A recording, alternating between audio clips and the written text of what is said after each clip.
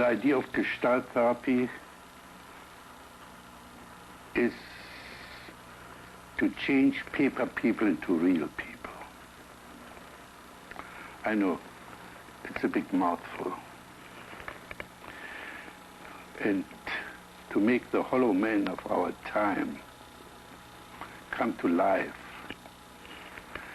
and teach him to use his inborn potential and being, let's say, a leader without a rebel, having a center instead of living lopsided. All these ideas sound very demanding, but I believe it's now possible that we can do it, that we don't have to lie on the couch for years, decades, and centuries without essential changes.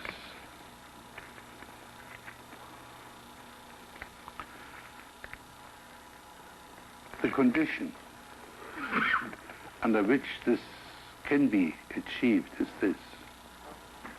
Again, I have to jump back and talk about the social milieu in which we find ourselves.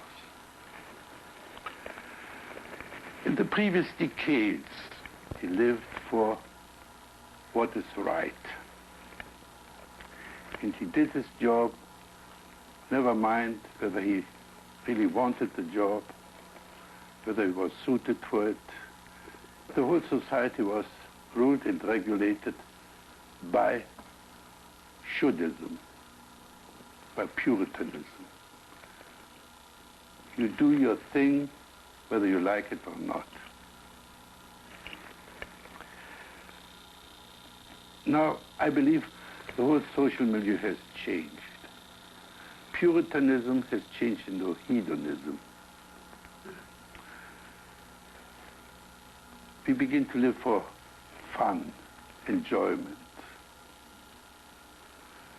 for being turned on. Anything goes as long it's nice. It sounds good too.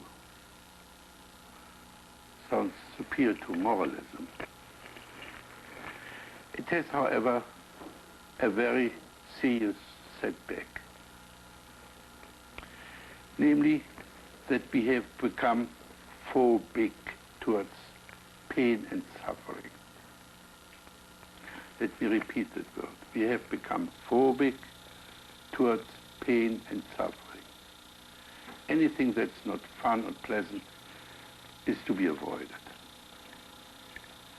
So we run away from any frustration that might be painful and try to shortcut it. And the result is a lack of growth. When I talk about the readiness to encounter unpleasantness, I certainly do not mean an education towards masochism. On the contrary. A masochist is a person who's afraid of pain and trains himself to tolerate it. I'm talking about the suffering that goes along with growing up. I'm talking about facing honestly unpleasant situations, and this is very much linked up with the Gestalt approach. I don't want to talk too much about the phenomenon of Gestalt. However, the main idea about Gestalt is that a Gestalt is a whole, a complete, in itself resting whole. As soon as we cut up a Gestalt, we have bits and pieces and not a whole anymore. I mean, a Gestalt wants to be completed. If the Gestalt is not completed, we are left with unfinished situations. In these unfinished situations, press and press and press and want to be completed. Let's say, if you had a fight, you really are angry with that guy, want to take revenge. This need for revenge will nag and nag and nag until you have become even with him. And so there are 1,000 unfinished Gestalten. How to get hold of this Gestalt is very simple. These Gestalten will emerge. They will come to the surface. Always the most important Gestalt will emerge first. We don't have to dig à la Freud into the deepest unconscious. We have to become aware of the obvious. If we understand the obvious, everything is there. And the neurotic is a person who doesn't see the obvious. So what we're trying to do in Gestalt-Therapie is to understand the word now, the present, the awareness, and see what happens in the now.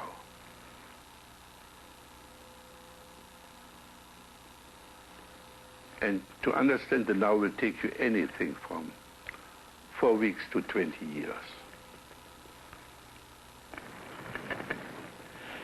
The second point I have to make in regard to our therapy is the word how. In previous centuries, we asked why. We tried to find causes, reasons, excuses, rationalizations, and we thought if we can change the causes, we can change the effect. In our electronic age, we don't ask why anymore, we ask how. We investigate the structure. And if we understand the structure, then we can change the structure.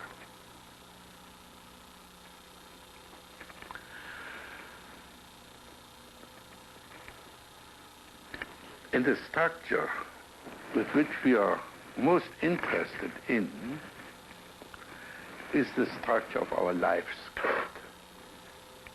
The structure of our life script, often called karma, fate, and we are not very much aware that we are writing our life script. A life script which is mostly taken up with self-torture, futile self-improvement games, achievements, and so on. So what we want to do is to reorganize our life script. And the means and ways to do it can be understood to quite an extent. Right now, interested in meeting some of you, and I have to admit, I have a very bad memory for names. And I have to know a person pretty well or have a shock or great joy when I meet this person so that I can recall the names.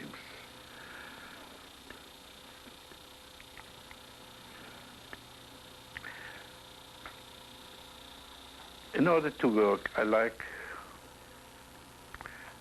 and I brag about the 6 components of my work. To work, I need my skill, the so-called hot seat, which in this case is very beautiful, the empty chair, which has the task of taking up roles which you have disowned, other people which we need to understand our life script, We need something that is absent. I hope maybe today we don't need it. That is Kleenex, my cigarettes, the ashtray, and then I'm in business.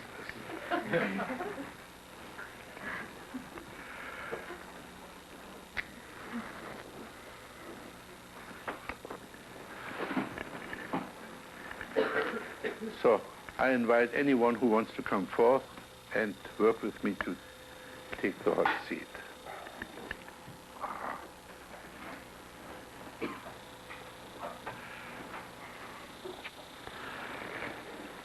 Your name is?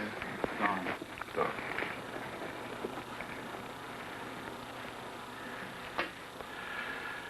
I have only one request to make to you.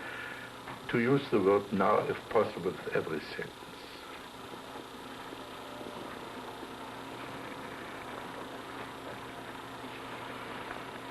Like, now I feel my heart beating. Yeah.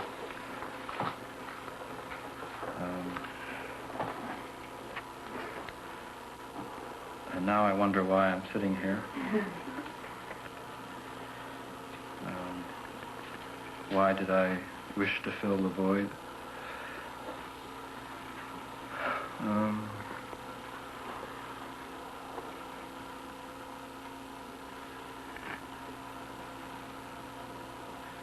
Now I'm wondering,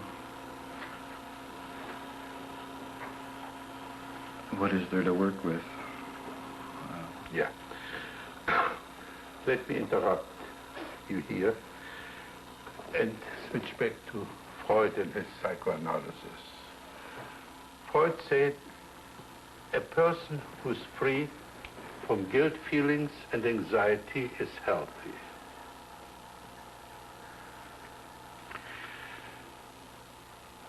My own theory about anxiety and guilt are those. Guilt, as I hope to show in its context, is nothing but unexpressed resentment. And anxiety is nothing but the gap between the now and the later. As soon you leave the secure basis of the now and jump into the future, you experience anxiety, or in this case, stage fright. You get excited, the heart begins to race, and so on and so on, all the symptoms of stage fright.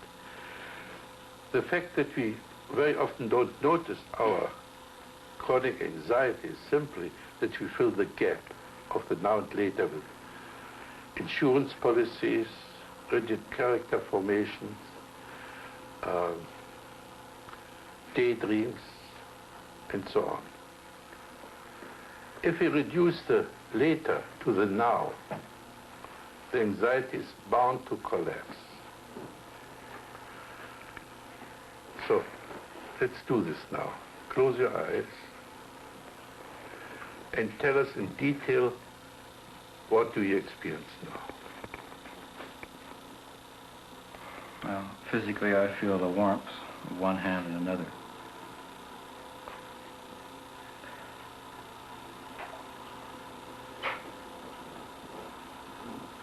I feel, now I feel tension throughout my body.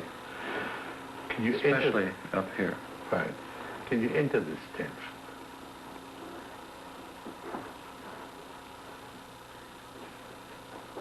It's as if I'm being stretched this way, across my shoulder. Can you do this to me? Oh. Stretch me. It's as if I'm being pulled up this way. More. Do it as much as you need to do.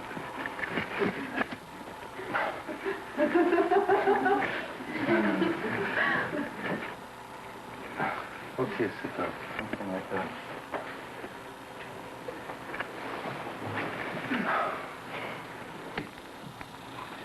Now it's gone away.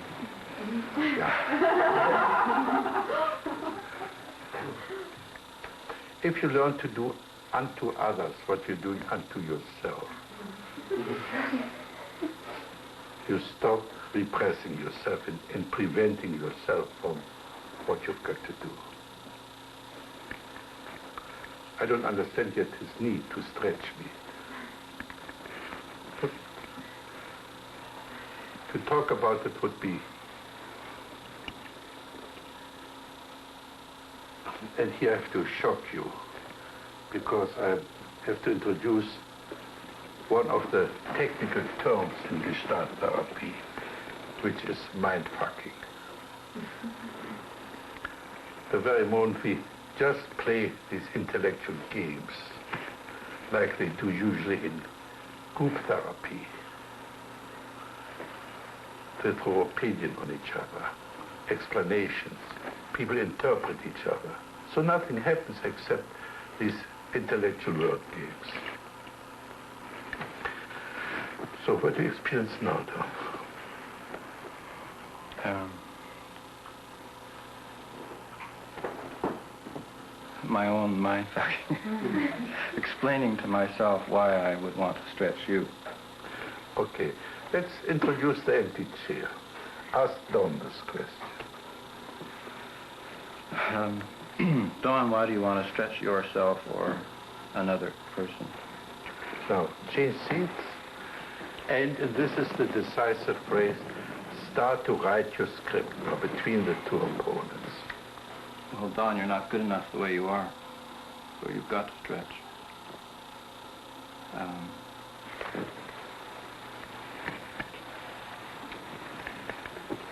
Yeah, that's quite possible. One never knows what one's potentials are unless one does stretch. I agree. I should stretch.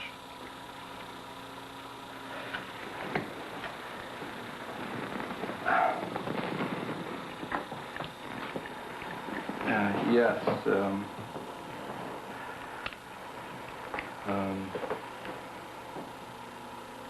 You seem to have got the message. And all you have to do now is do something about it.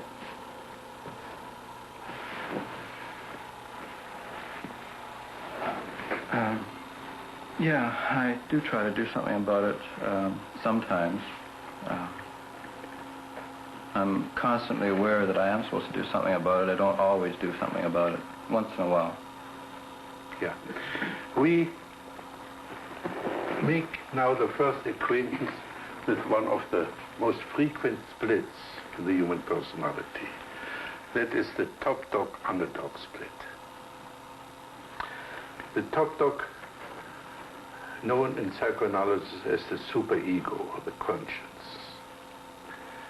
Unfortunately, Freud left out the underdog. And he did not realize that usually the underdog wins in the conflict between top dog and underdog. I give you the frequent characteristics of both. The top dog is righteous, sometimes right, but always righteous. He takes it for granted that this top dog that tells him he should stretch and improve, that the top dog is correct. The top dog always says you should. And the top dog threatens, if not then. However, the top dog is pretty straightforward. Now the underdog works with a different method. The underdog says, yeah, or I promise, or I agree, or manana. If I only could. So the underdog is a very good frustrator. And then the top dog, of course, don't let it get away with it. It increases the use of the rod. And so the self-torture game or self-improvement game, whatever you want to call it, goes on year in, year out, and year in, year out, and nothing ever happens. Right? Not quite, but... the top dog keeps pushing. Yeah. And he gets... Say this to the top dog. Yeah, you keep pushing, and sometimes I give you something. I often feel it isn't adequate enough for doesn't quite meet your demands. So be the top dog in demand. What in your demand? You should get much more organized, and you could be far more intelligent about how you go about things than you are right now. Okay, And, now, again, do unto others what you're doing unto yourself. Say the same sentence to these people here. You should get better organized. Yeah, Bill, if you want to improve, you should get much better organized and make much more use of your time and energy. And you should get much more organized and be more intelligent about how you go about things. And you go a lot further. Gail, you can do the same. How do you feel in that role when you say this to others and not to yourself? I feel that they could tell me to go to hell. Okay, tell them to go to hell. You keep on nagging and then each one tells you to go to hell. Go to hell. Haven't I told you often enough that you should work harder? Yeah, as a matter of fact, you have. And can't you work harder? Can't you organize yourself better? I don't want to, thank you, Don Bethel.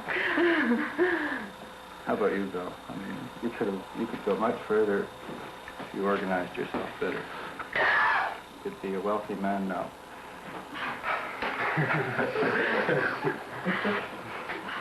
It's a fantastically successful business if you organized yourself and worked harder with your talents. Okay, how do you feel now? I feel like a very self-righteous. How's your stage fright? Oh, it's sort of gone away. Yeah. But this being self-righteous is part of your life script. And so you need a lot of people you can be self-righteous with.